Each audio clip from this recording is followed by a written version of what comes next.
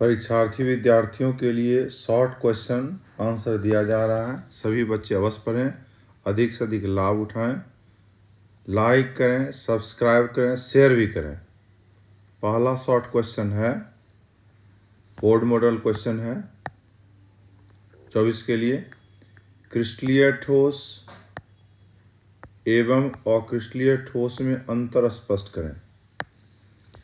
क्रिस्टलीय ठोस का होता है crystalline solid, non crystalline solid होता है अक्रिस्टलीय ठोस का। इंग्लिश 2 कॉलम बना देंगे, एक तरफ क्रिस्टलीय, दूसरे तरफ अक्रिस्टलीय। क्रिस्टलीय ठोस की आकृति निश्चित होता है और अक्रिस्टलीय ठोस की आकृति अनिश्चित होता है। फर्स्ट। दूसरा अंतर, इसका घनत्व उच्च होता है, इसका घनत्व निम्न होता है। क्रिस्टलीय, इसमें निश्चित या लिखेंगे पूर्ण विदलन होता है। क्रिस्टलीय ठोस में विदलन क्लीवेज पूर्ण होता है, गड्ढा गड्ढा जो देखते हैं क्लीवेज होता है। और क्रिस्टलीय ठोस में क्लीवेज नहीं होता, यदि होगा तो अल्प विदलन होता है। इसका द्रव्यनांक एवं क्वथनांक उच्च होता है और क्रिस्टलीय ठोस का द्रव्यनांक क्वथनांक क्या होता है बोलिए, निम्न होता है।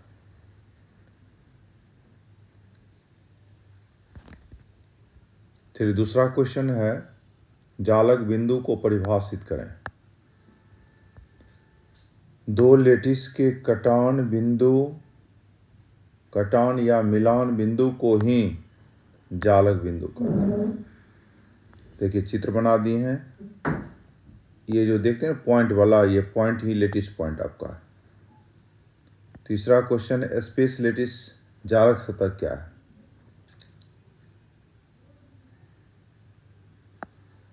जालक सतह क्या है? एकक जालक सतह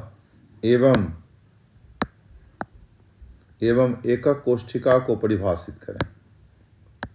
जालक सतह एवं एकक कोष्ठिका को परिभाषित करें। एकक कोष्ठिका का होता है यूनिट सेल।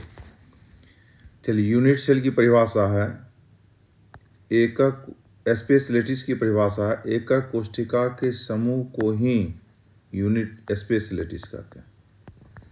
स्पेस लेटिस एवं एकक कोष्ठिका का परिभाषा, एकक कोष्ठिका के समूह को ही स्पेस लेटिस जालक सतह कहते हैं। ये फिगर बना देंगे। इसमें अनेक यूनिट सेल हैं और अनेक यूनिट सेल मिलता है तो स्पेस लेटिस बन जाता है।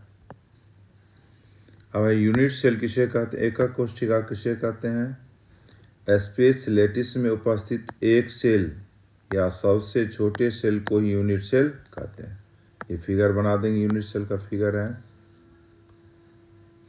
यूनिट सेल 3 प्रकार का होता है, SCC, BCC, FCC। ये हो सकता है कि आपको दे दे शॉर्ट में। SCC का पूरा नाम लिखिए सिंपल क्यूबिक सेल, BCC का पूरा नाम लिखिए बॉडी सेंटर सेल, FCC का पूरा नाम लिखिए face centre cell. Next question है, पैकिंग फ्रैक्शन को परिभाषित करें। द्रव्यमान संकुलन क्या है?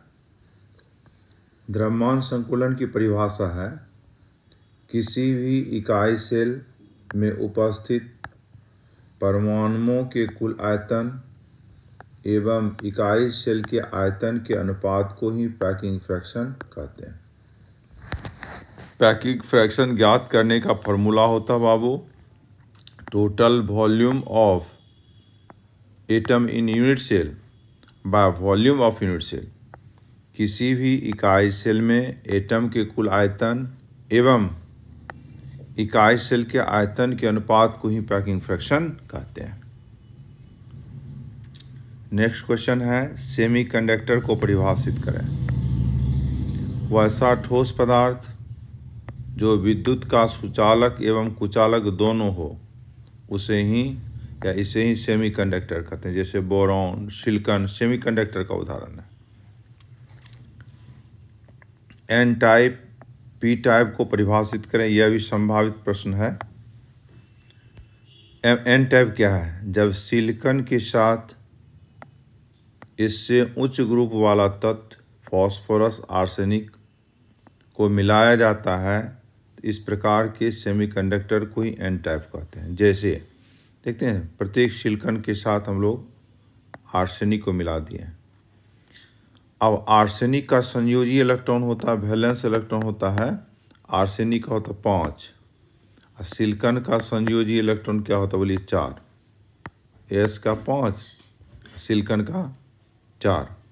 अब देखिए यहाँ पर शेयरिंग कराएंगे, तो शेयरिंग करेंगे तो 4 सिलिकॉन का और आर्सेनिक का भी 4 इलेक्ट्रॉन शेयर कर लेगा, 1 इलेक्ट्रॉन बच जाता है जिसको निगेटिव रूप में दिखाया जाता है, इसलिए इसका नाम होता है एन टाइप।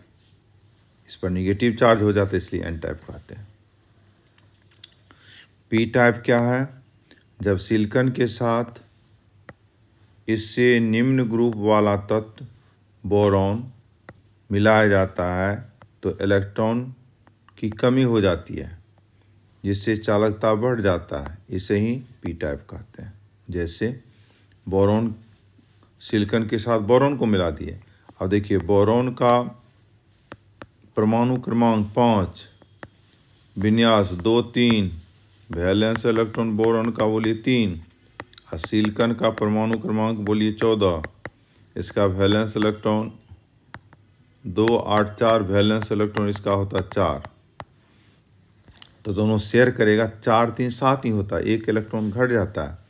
अतः सिलिकॉन धीरे धीरे बोरॉन की ओर अट्रैक्ट हो जाता है, इस पर पॉजिटिव चार्ज ग्रो हो जाता है, इसलिए बोरॉन के ऊपर देखते हैं पॉजिटिव चार्ज दिया गया, बोरॉन के ऊपर पॉजिटिव चार्ज दिया गया। ठीक, इसलिए इस तरह के फिगर को हम लोग कहते हैं पी टाइप। पी टाइप में इलेक्ट्रॉन घट जाता है इसलिए पॉजिटिव, एन टाइप में इलेक्ट्रॉन बढ़ जाता है इसलिए निगेटिव। डोपिंग क्या है? देखिए डोपिंग क्या है, जब महंगी धातु के साथ, सोना महंगी धातु के साथ कम कीमत अर्थात सस्ती धातु को अशुद्धियों के रूप में मिलाया जाता है, इस प्रक्रिया को ही डोपिंग कहते हैं। यह भी 2 नंबर में बराबर पूछता है। कांच को अतिशीति द्रव कहते हैं, क्यों? 2 नंबर एकदम मोस्ट इम्पॉर्टेंट क्वेश्चन है, मुख्य इम्पॉर्टेंट। देखिए हम लोग पढ़ चुके हैं, कांच एक अक्रिस्टलीय ठोस है, यह तेजी से गर्म भी हो जाता है, यह जितनी तेजी से गर्म होता है उतनी तेजी से ठंडा भी हो जाता है, इसलिए कांच को अतिशीति द्रव कहते हैं। चलिए नेक्स्ट क्वेश्चन है, फेरोमैग्नेटिक एवं एंटी फेरोमैग्नेटिक क्या है? फेरोमैग्नेटिक क्या है? वह ऐसा पदार्थ जिसमें चुंबकीय आघूर्ण एक ही दिशा में हो, तो इसे ही फेरोमैग्नेटिक कहते हैं। चुंबकीय आघूर्ण यदि एक ही साइड में होता है तो उसका मैग्नेटिक क्षमता जो होता है बढ़ जाता है, इसलिए ऐसे पदार्थ को क्या कहते हैं बोलिए, फेरोमैग्नेटिक। यही हुआ direction, one side direction. Ferromagnetic तत्व होता है लोहा, कोबाल्ट, निकेल, ये सब फेरोमैग्नेटिक तत्व है। एंटी फेरोमैग्नेटिक क्या है? वैसा पदार्थ जिसमें चुंबकीय आघूर्ण का मान 0 हो तो एंटी फेरोमैग्नेटिक कहते हैं, जैसे मैग्नीज ऑक्साइड। अब देखिए एक क्लॉक, एक एंटी क्लॉक, यहाँ पर इसका मैग्नेटिक वैल्यू क्या हो जाता है बोलिए, 0 हो जाता है, इसलिए इसको एंटी फेरोमैग्नेटिक कहते हैं। एक न्यूमेरिकल है 2 नंबर वाला, ए एवं बी तत्वों के संयोग से बने यौगिक बी तत्व के परमाणु घनाकार सीमित पैकिंग अर्थात शॉर्ट में कहते हैं CCP, क्लोज क्यूबिक पैकिंग का जालक बनाते हैं, और ए के परमाणु अष्टफलक ऑक्टाहेड्रल भार्स का हिंदी होता है रिक्तियों पर हैं। यौगिक का सूत्र ज्ञात करें। अब देखिए ए तत्व एवं बी तत्व 2 यौगिक हैं। कहा कि बी तत्व के परमाणु CCP जालक पर है, ए परमाणु ऑक्टाहेड्रल है। तो देखिए ए परमाणु ऑक्टाहेड्रल है तो बॉन्ड या एटम की संख्या क्या हो गया? 1। अब बी तत्व के भी परमाणु सीसीपी है, सीसीपी में भी बॉन्ड की संख्या 1। ए एवं बी तत्वों में बॉन्ड्स का अनुपात 1:1, इसलिए यौगिक का सूत्र क्या होगा? ए भी होगा। 2 नंबर में बराबर यह भी पूछता है। शॉर्टकी डिफेक्ट एवं फ्रैंकेल डिफेक्ट को परिभाषित करें। बहुत मोस्ट इम्पॉर्टेंट क्वेश्चन है। शॉर्टकी डिफेक्ट क्या है? जब रवा के जालक से एक धनायन एवं एक ऋणायन विलुप्त हो जाता है, विलुप्त मतलब गायब हो जाता है, तथा इसके घनत्व में कमी हो जाती है, तो इस दोष को ही शॉर्टकी डिफेक्ट कहते हैं। देखिए शॉर्टकी डिफेक्ट में क्या होता है? क्रिस्टल से एक धन आयन और एक ऋण आयन विलुप्त हो जाएगा। जैसे ही विलुप्त होगा तो इसका डेंसिटी घनत्व घट जाता है। तो शॉर्टकी डिफेक्ट में घनत्व घट जाता है, तो जहाँ पर एक धन और एक ऋण विलुप्त हो और डेंसिटी घट जाए, तो ऐसे दोष को ही कहते हैं शॉर्टकी डिफेक्ट, जिसका उदाहरण है सोडियम क्लोराइड, पोटेशियम क्लोराइड। ये फिगर हम लोग बना देंगे, देखते हैं। धन ऋण है, ऋण के बाद धन है, धन विलुप्त है। यहाँ पर धन के बाद ऋण है, ऋण विलुप्त है। जहाँ से एक धन और एक ऋण गायब हो जाए, तो ऐसे दोष को ही शॉर्टकी डिफेक्ट कहते हैं। ऐसे दोष को ही शॉर्टकी डिफेक्ट कहते हैं।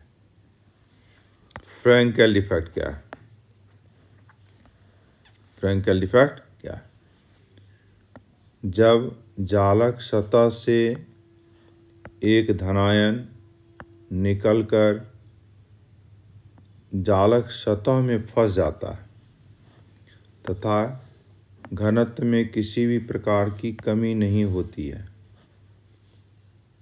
तो इस प्रकार के दोष को ही फ्रैंकेल डिफेक्ट कहते हैं। फ्रैंकेल डिफेक्ट में क्या होता है? एक केवल देखते हैं ना, धन आयन वाला निकलता है, लेटिस है, जालक सतह में फंस गया, इसके घनत्व में कोई परिवर्तन नहीं होता, कोई तरह का किसी प्रकार की कमी नहीं होती है।